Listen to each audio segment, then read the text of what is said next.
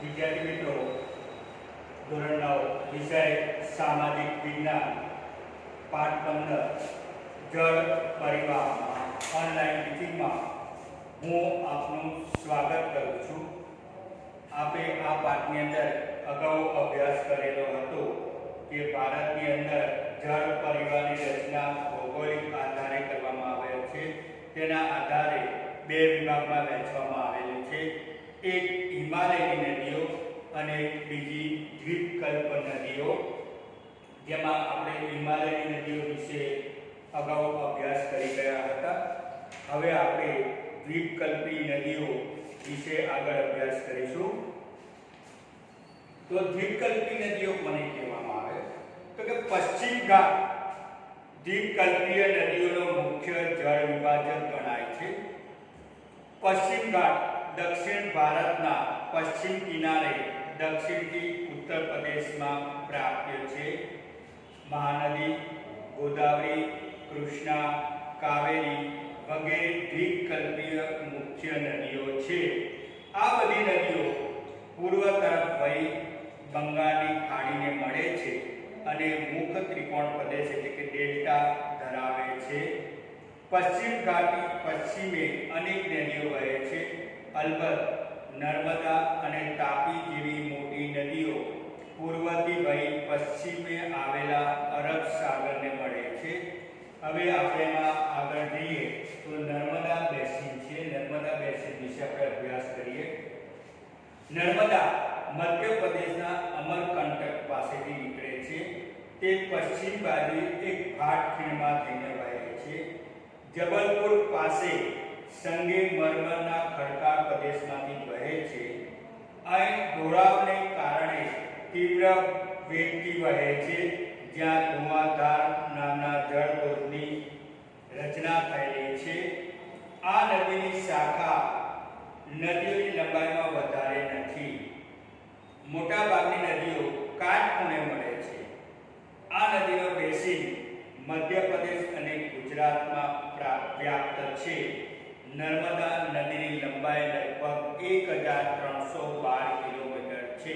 આ એક વસ્તુ યાદ રાખવાની વિદ્યાર્થી મિત્રો કે નર્મદાની લંબાઈ કેટલી છે? તો 1312 કિમી છે। તાપી બેસિન પછી આવે છે તાપી, જે સુરતના કિનારે આવેલું છે અને નર્મદાના કાંઠે ભરૂચ શહેર આવેલું છે ગુજરાતનું, અને તાપીના કાંઠે સુરત આવેલું છે। મધ્યપ્રદેશમાં સાતપુડાની ગિરિમાળાઓ છે। અહીંના બેતુલ જિલ્લામાંથી તાપી નદી નીકળે છે। તે નર્મદાની સમાંતરે એક ઘાટખીણમાં થઈને વહીને અરબ સાગરને મળે છે। મધ્યપ્રદેશ અને મહારાષ્ટ્રમાં તેનું બેસિન ક્ષેત્ર પ્રાપ્ત છે। એનું બેસિન ક્ષેત્ર ક્યાં આવેલું છે? તો કે મધ્યપ્રદેશ અને મહારાષ્ટ્રમાં। અરબ સાગરના પશ્ચિમ ઘાટની વચ્ચેનું કિનારાનું મેદાન સાંકડું છે। અહીંની નદીઓની લંબાઈ ખૂબ જ ઓછી છે। પશ્ચિમ બાજુ વહેતી મુખ્ય નદીઓની લંબાઈ ખૂબ જ ઓછી છે। પશ્ચિમ બાજુ વહેતી મુખ્ય નદીઓમાં સાબરમતી અને મહી એટલે કે મહીસાગરનો સમાવેશ થાય છે। તાપી નદીની લંબાઈ લગભગ 724 કિમી છે। અને બીજો સવાલ આ યાદ રાખવાનો કે તાપીની લંબાઈ કેટલી છે? તો 724 કિલોમીટર। પછી આવે છે ગોદાવરી બેસિન। આગળ ત્રીજો ટોપિક તરફ જઈએ, એમાં દ્વીપકલ્પી નદીઓ આવે। દ્વીપકલ્પી નદીઓ છે, એમાં ગોદાવરી બેસિન વિશે આપણે ચર્ચા કરીએ તો કે આ નદી દ્વીપકલ્પી નદીઓમાં સૌથી મોટી નદી છે। આ બધી નદીઓમાં સૌથી મોટી નદી ગોદાવરી છે। તે મહારાષ્ટ્રના નાસિક જિલ્લાના પશ્ચિમ ઘાટના ઢોળાવમાંથી નીકળે છે। તેની લંબાઈ લગભગ 1465 કિમીની છે। એટલે ફરીથી યાદ રાખજો કે ગોદાવરી જે સૌથી મોટી નદી છે, દ્વીપકલ્પીય નદીમાં સૌથી મોટી નદી ગોદાવરી છે અને તેની લંબાઈ 1465 કિમી છે। આ નદી પૂર્વમાં વહી બંગાળની ખાડીને મળે છે। દ્વીપકલ્પીય નદીઓમાં તેનું બેસિન ક્ષેત્ર સૌથી મોટું છે। પાછી દ્વીપકલ્પીય નદીઓમાં સૌથી મોટી નદી છે અને નદીઓનું બેસિનમાં સૌથી મોટું બેસિન પણ ગોદાવરી બેસિન જ છે। આ નદી બેસિનનો 50% ભાગ મહારાષ્ટ્રમાં છે અને બાકીનું બેસિન ક્ષેત્ર મધ્યપ્રદેશ અને આંધ્ર પ્રદેશમાં છે। ગોદાવરીને અનેક શાખા નદીઓ મળે જેમાં પૂર્ણા, વર્ધા, પ્રાણહિતા, માંજરા, વેનગંગા તથા પેનગંગાનો સમાવેશ થાય છે. ગોદાવરીનો પ્રવાહ માર્ગ લાંબો અને બેસિન ક્ષેત્ર વિસ્તૃત છે, તેથી તેને દક્ષિણની ગંગા તરીકે ઓળખવામાં આવે છે. આ એક પણ વસ્તુ યાદ રાખવાની કે દક્ષિણની ગંગા તરીકે કોને ઓળખવામાં આવે છે? તો ગોદાવરીને. કેમ? કારણ કે ગોદાવરીનો પ્રવાહનો માર્ગ લાંબો અને બેસિન ક્ષેત્ર વિસ્તૃત છે અને તેની અંદર ઘણી બધી નદીઓની શાખાઓ અંદર મળે છે, માટે તેને દક્ષિણની ગંગા તરીકે ઓળખવામાં આવે છે.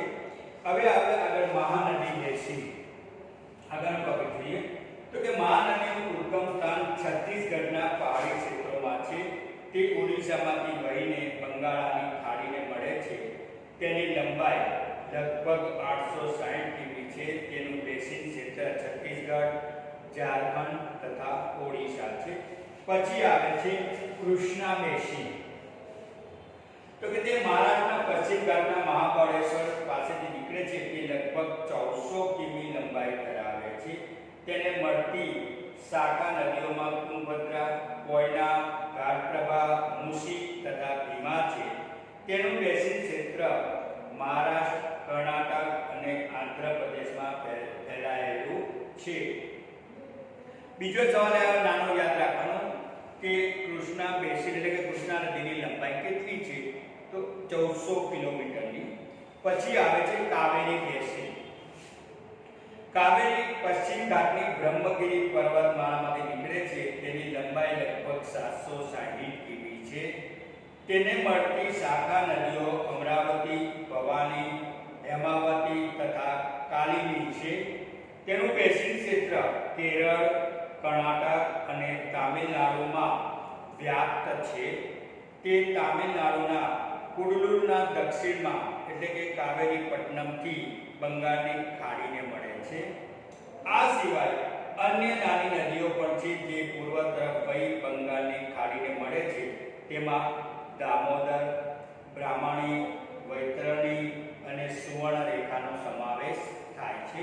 હવે વિદ્યાર્થી મિત્રો, આપણને આટલું જાણવું ગમશે કે પૃથ્વીની સપાટી પર આશરે 71% ભાગ જલાવરણ છે, એટલે કે પાણી 71% ફેલાયેલું છે. તેમાંથી 97% જળ ખારું છે. આ 71% ભાગ પૃથ્વીમાં જે પાણી ફેલાયેલું છે તે 71% માંથી 97% ભાગ પાણી ખારું છે, એટલે કે દરિયા અને મહાસાગરો આવેલા છે. માત્ર 3% જળ પેયજળ તરીકે ઉપલબ્ધ છે, એટલે બાકીનું જે 3% છે એ પીવાલાયક પાણી છે. પેયજળ એટલે પીવાલાયક. તેનો ચોથો ભાગ બરફના રૂપમાં છે. એ ત્રીજા ભાગનું પાણી છે એમાંથી ચોથો ભાગ બરફના રૂપમાં છે, એટલે કે આપણને 2.25% જ પાણી પીવાલાયક પ્રાપ્ત છે. પછી સરોવર જોઈએ. ભારતમાં અનેક નાના મોટા સરોવરો આવેલા છે. મીઠા પાણીના સરોવરો હિમાલયની પહાડી વિસ્તારમાં જોવા મળે છે. મોટાભાગના સરોવરોમાં ચોમાસા દરમિયાન પાણી હોય છે. શુષ્ક ક્ષેત્રોમાં આંતરસ્તરીય નદીઓ વડે, કાશ્મીર ક્ષેત્રમાં સરોવરની રચના હિમ નદીઓથી થયેલી છે. કેટલાક સરોવરો પવન, નદીઓ અને માનવ પ્રવૃત્તિને કારણે રચાયેલા છે. વિસર્પી નદીઓમાં પૂરના પ્રકોપને કારણે ઘોડાની નાળ જેવી સરોવરની રચના થાય છે. સમુદ્રની ભરતીને કારણે લગૂન સરોવર રચાયેલા છે. ચિલ્કા, કોલેરો અને પુલિકટ આ પ્રકારના સરોવરનું ઉત્તમ ઉદાહરણ છે. રાજસ્થાનમાં આવેલું સાંભર સરોવર ખારા પાણીનું સરોવર છે, જેમાંથી મીઠું પકવવામાં આવે છે. આ એક વસ્તુ યાદ રાખજો કે રાજસ્થાનમાં કયું સરોવર છે કે જેના ખારા પાણીમાંથી મીઠું પકાવવામાં આવે છે, અથવા તમને એવું પૂછવામાં આવે કે કયા સરોવરના પાણી ખારા પાણીમાંથી મીઠું પકાવવામાં આવે છે, તો સાંભર સરોવર. મીઠા પાણીના સરોવરો હિમાલયના ક્ષેત્રોમાં છે, જે હિમ નદીઓ દ્વારા નિર્માણ પામ્યા છે. જે તે સમયે હિમ નદીના ગર્તમાં પાણી ભરાવાથી સરોવર રચાયા છે. હિમ નદીનો બરફ પીગળી જતા અહીં સુંદર સરોવર બન્યા. કાશ્મીરનું ફુલર સરોવર ભૂગર્ભ ક્રિયાઓ દ્વારા રચાયેલું છે, એટલે જમીનના ક્રિયાઓ દ્વારા એ રચાયેલું છે. આ સિવાય ડલ, ભીમતાલ, નૈનીતાલ, લોકતાલ અને બરપાની વગેરે સરોવર આ ક્ષેત્રમાં જોવા મળે છે. હવે આ સરોવરની ઉપયોગિતા શું છે? આપણે સરોવરો જોયા તો સરોવરોની ઉપયોગિતા વિશે પણ ચર્ચા કરીએ. તો કે માનવ ઇતિહાસમાં નદીઓનું સૌથી વધુ મહત્વ રહ્યું છે. નદીઓનું પાણી કુદરતી સંસાધન છે. તે માનવીની ઘણી બધી પ્રવૃત્તિઓ માટે અનિવાર્ય છે.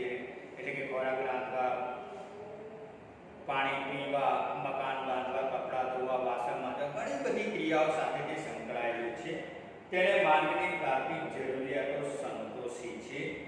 ખેતી અને ઉદ્યોગના વિકાસ નદીઓને કારણે થયો છે. આ મોટા મોટા ખેતીઓ અને નદીઓનો વિકાસ, ખેતી અને ઉદ્યોગોનો વિકાસ આ નદીઓના કારણે થયો છે. પ્રાચીન સંસ્કૃતિઓ પણ નદીઓને આભારી રહી છે.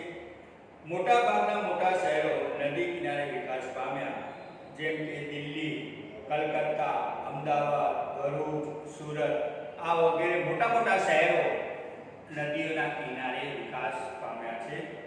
ભારત જેવા કૃષિ પ્રધાન દેશની કૃષિના વિકાસ માટે નદી એ પાયો ગણવામાં આવે છે.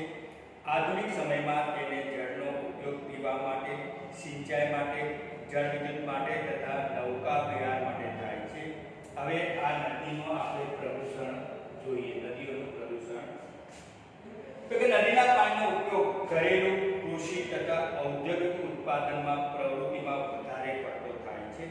આપણે નદીઓને લોકમાતા કહીએ છીએ, તેને પવિત્ર પણ ગણીએ છીએ. તેમ છતાં નદીઓમાં ઉદ્યોગોનું મલિન જળ છોડીએ છીએ. નદીનું પાણી પ્રદૂષિત કેમ થાય છે? તો કે મોટા મોટા ઉદ્યોગો એનું પોતાનું જે મલિન પાણી છે એ નદીઓમાં છોડે છે. શહેરોની ગટરોના પાણી શહેરો પાસે આવેલી નદીઓમાં ઠલવાય છે. એટલે માની લો કે આપણા અમદાવાદ શહેરનું જે ગટરોના પાણી છે એ ક્યાં ઠલવાય છે? સાબરમતી નદીઓમાં. ઉપરાંત શહેરનો કચરો તથા નદીના પાણીમાં નાખીએ છીએ. આપણે બ્રિજ ઉપર આટો મારવા જઈએ ત્યાં જોઈએ છીએ લોકો ફૂલો ના કચરો પાણીમાં નાખતા હોય. પાણીમાં કચરો દેખાતો હોય છે. પરિણામે માનવી જેને લોકમાતા કહે છે તેવા નદીના પાણીને પ્રદૂષિત કરે છે. આમ ઔદ્યોગિકરણ અને શહેરીકરણના પરિણામે જળ પ્રદૂષણમાં સતત વધારો થયા કરે છે. નદીના પાણીનું પ્રદૂષણ આપણી રાષ્ટ્રીય સમસ્યા બની ગઈ છે. નદીના પાણીને દૂષિત થતું અટકાવવા સરકાર હાલમાં વિશેષ પ્રકારના પ્રયત્નો કરી રહી છે. જેવી રીતે ગંગા સફાઈ યોજના ચાલે છે અત્યારે અને એનું સારું પરિણામ મળ્યું છે. એવી રીતે ધીમે ધીમે બધી નદીઓ પર આ અમલ કરવામાં આવશે કે જેથી નદીઓ સ્વચ્છ રહે અને પાણી પીવા લાયક રહે. આ સંદર્ભ સરકારની કામગીરી સાથે લોક ભાગીદારી પણ એટલી જ ઈચ્છનીય છે. સરકાર તો કરે છે પણ એની સાથે સાથે લોકોએ પણ તેની ભાગીદારી આપી અને કાર્યો, સફાઈ માટેના કાર્યો કરવા જોઈએ.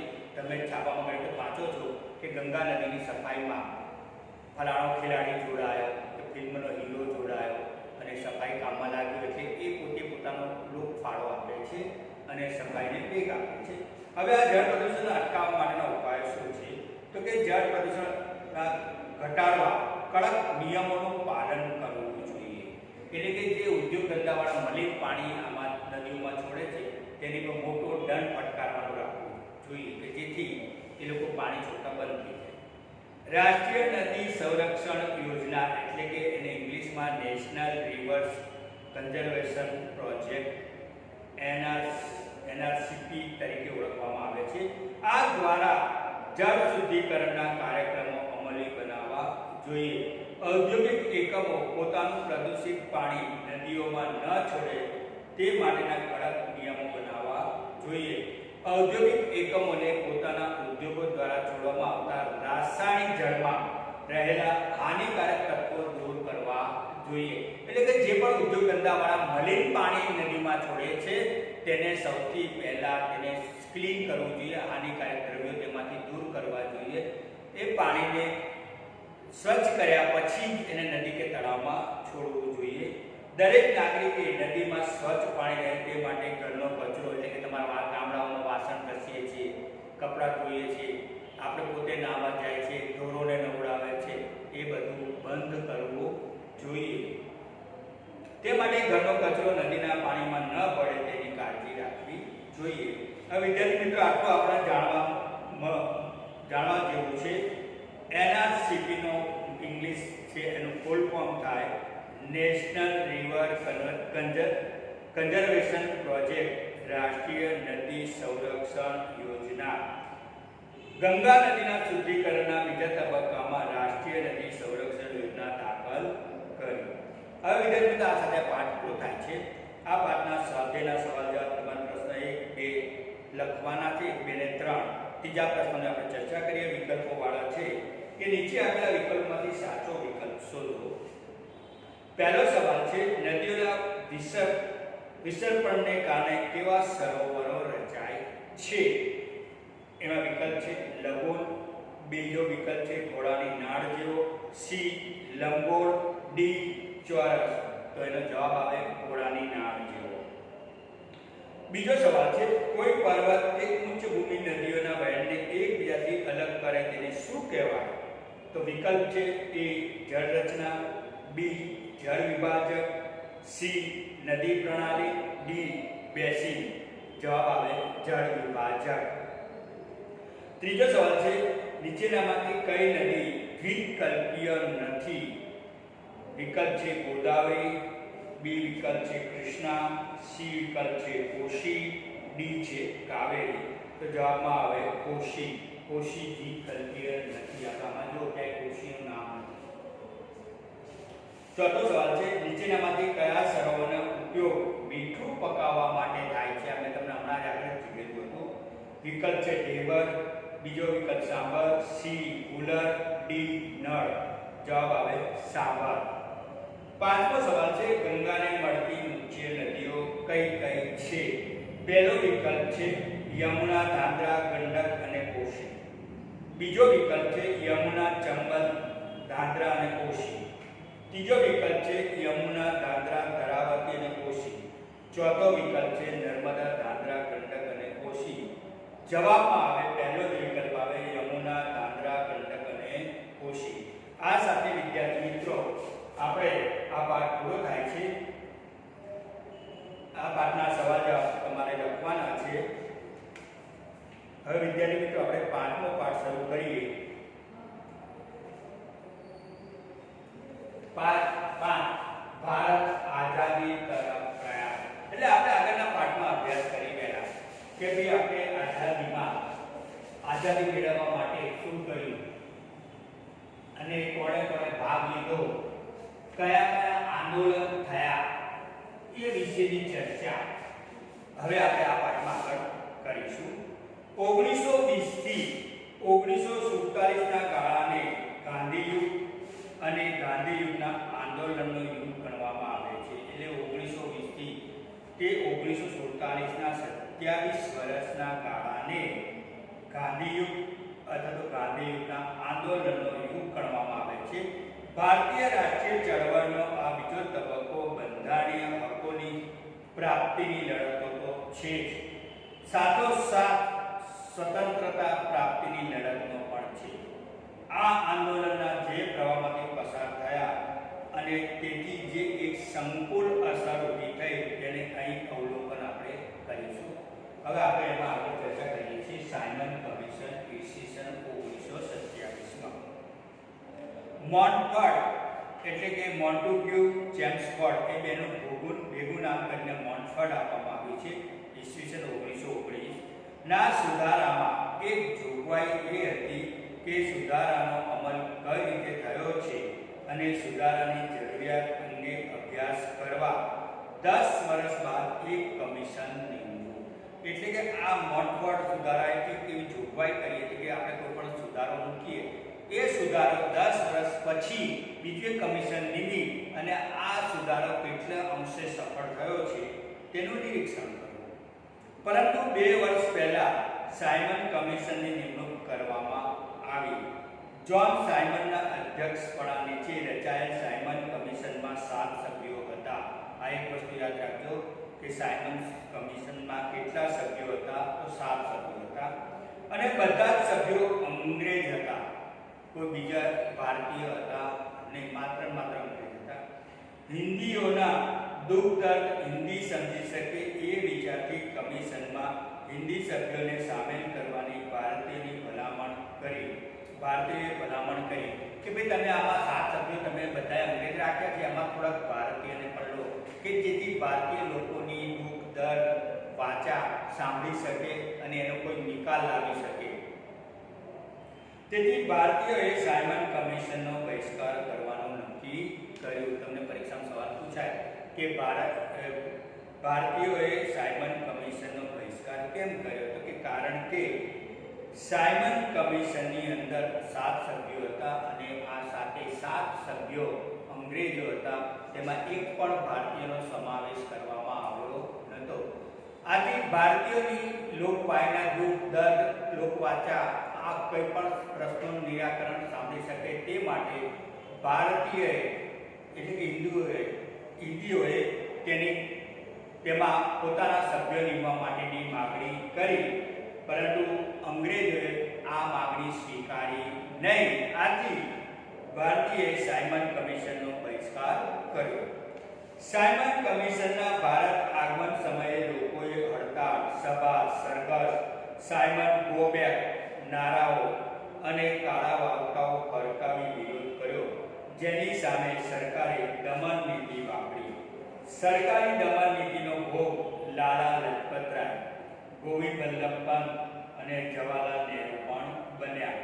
લાહોરમાં સરઘસની આગેવાની લેતા લાલા લજપતરાય ગંભીર રીતે ઘાયલ થયા અને થોડાક સમય બાદ તેમનું અવસાન થયું.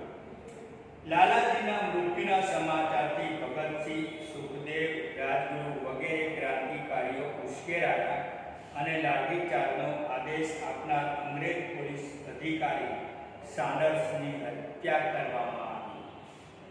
તો આ બી સવાલ યાદ રાખજો કે સાન્ડર્સની હત્યા કોણે કરી હતી? તો કે ભગતસિંહ, સુખદેવ અને રાજગુરુ વગેરે ભેગા થઈ અને લાઠીચાર્જનો આદેશ આપનાર અંગ્રેજ પોલીસ અધિકારી સાન્ડર્સની હત્યા કરવામાં આવી. ત્યાર પછી આવ્યું નહેરુ કમિટી, પંડિત જવાહરલાલ નહેરુ. સાયમન કમિશનનો બહિષ્કાર થતા હિન્દી વચીર બરકન હેડે સાયમન કમિશનનો ખરડો રજૂ કરતા જણાવે કે હિન્દના નેતાઓ બધા પક્ષોને અનુકૂળ બંધારણ ઘડી આપે તો બ્રિટિશ સરકાર તેનો વિચાર કરશે. આ આહવાનનો પડકાર સમજી હિન્દી રાષ્ટ્રીય મહાસભાએ મોતીલાલ નહેરુના પ્રમુખ પદે નહેરુ કમિટીની રચના કરી હતી. જવાહરલાલ નહેરુને એના પિતાજી મોતીલાલ નહેરુના પ્રમુખ પદે કમિટીની રચના કરી હતી, કારણ કે મોતીલાલ નહેરુ પોતે એક બાહોશ વકીલ હતા. જે અહેવાલ આપ્યો તે નહેરુ અહેવાલ તરીકે ઓળખવામાં આવ્યો. એટલે કે કમિટીએ અહેવાલ રજૂ કર્યો, એના અધ્યક્ષ નહેરુ હતા, એટલે તેને નહેરુ કમિટી અથવા નહેરુ અહેવાલ તરીકે ઓળખવામાં આવે છે. જેમાં સંસ્થાનિક સ્વરાજ્ય ડોમેનિયન સ્ટેટ, સ્વતંત્ર ન્યાયતંત્ર, મૂળભૂત અધિકારો, પુખ્ત વયે મત અધિકારો વગેરે બાબતોનો સમાવેશ કરવામાં આવ્યો.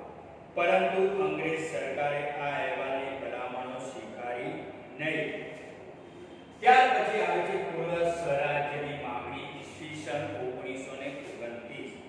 આ સમયે હિન્દી રાષ્ટ્રીય મહાસભામાં જવાહરલાલ નહેરુ, સુભાષચંદ્ર બોઝ જેવા યુવા નેતાઓ સક્રિય થયા, જે પૂર્ણ સ્વરાજ્યની હિમાયતી હતા. સંસ્થાનિક સ્વરાજ્યથી યુવા વર્ગને સંતોષ નહોતો. પરિણામે રાવી નદીના તટે લાહોર ખાતે જવાહરલાલ નહેરુના અધ્યક્ષપણા નીચે હિન્દી રાષ્ટ્રીય મહાસભામાં પૂર્ણ સ્વરાજનો ઠરાવ પસાર કર્યો. ત્યારબાદ 26મી જાન્યુઆરી 1930ના દિવસે સ્વતંત્રતાના શપથ લઈ પ્રથમવાર સ્વતંત્ર દિનની ઉજવણી કરવામાં આવી. આ પણ ધ્યાન રાખજો કે કઈ તારીખે અને કઈ સાલમાં પ્રથમ સ્વતંત્રતા દિવસની શપથ લેવામાં આવી હતી અને સ્વતંત્ર દિવસની ઉજવણી કરવામાં આવી હતી. તો 26મી જાન્યુઆરી 1930. આ પછી સ્વતંત્ર મળી ત્યાં સુધી પ્રતિ વર્ષે 26મી જાન્યુઆરીને સ્વતંત્ર દિવસ તરીકે ઉજવવાનું નક્કી થયું. આને જ કારણે આપણે 26મી જાન્યુઆરીને પ્રત્યેક વર્ષે 26મી જાન્યુઆરીને સ્વતંત્ર દિવસ તરીકે ઉજવવાનું નક્કી કર્યું છે. અને એ દિવસનું મહત્વ જાળવવા આપણું બંધારણ એ દિવસે અમલમાં આવ્યું. અને આ દિવસનું મહત્વ જાળવી રાખવા માટે એ દિવસે બંધારણ તો વહેલું તૈયાર થઈ ગયેલું હતું, પણ આ દિવસનું મહત્વ જાળવી રાખવા માટે 26મી જાન્યુઆરીએ આપણા ભારત દેશનું બંધારણ અમલમાં આવ્યું. પછી આપણે જોઈએ દાંડી યાત્રા 12મી માર્ચથી 6 એપ્રિલ 1930 આ ગાળા દરમિયાન દાંડી યાત્રા થઈ હતી. સવિનય કાનૂન ભંગના આંદોલનના ભાગરૂપે ગાંધીજીએ દાંડી ગામના દરિયા કિનારે જઈ મીઠાના કાયદાનો ભંગ કરવાનું નક્કી કર્યું. 11મીની સાંજે આશ્રમમાં હજારો લોકોની જનસભાને સત્યાગ્રહનો સંદેશો આપ્યો. લોકોને ધરપકડ થાય તો પણ મક્કમતાપૂર્વક અહિંસક રીતે સરકાર સામે લડત આગળ વધારવાનો અનુરોધ કર્યો. અમદાવાદના સાબરમતી ખાતે હરિજન આશ્રમ, એટલે હવે આપણે ગાંધી આશ્રમ તરીકે ઓળખીએ છીએ, ગાંધી આશ્રમથી 12મી માર્ચ 1930ના રોજ વૈષ્ણવજન તો તેને કહીએ જે પીડ પરાઈ જાણે રે ગવાયું અને ભણે નરસૈયો તેનું દર્શન કરતા કુળ 71 કર્યા રે એ પૂરું થતા મહાપ્રયોગ શરૂ થયો. सूर संग्राम को देख भागे नहीं, देख भागे सोई सूर नहीं સાથે ગાંધીજીના નેતૃત્વ સાથે સાથીદારો સહિત દાંડી કૂચની શરૂઆત કરી. ગાંધીજીએ દાંડી યાત્રામાં 19 માર્ચ 1930ના રોજ કહે કાગડા કૂતરાના મોતે મરીશું પણ સ્વરાજ્ય મળે નહીં ત્યાં સુધી આશ્રમમાં પાછો નહીં ફરું. અમદાવાદથી દાંડીનું અંતર આશરે 370 કિમી છે.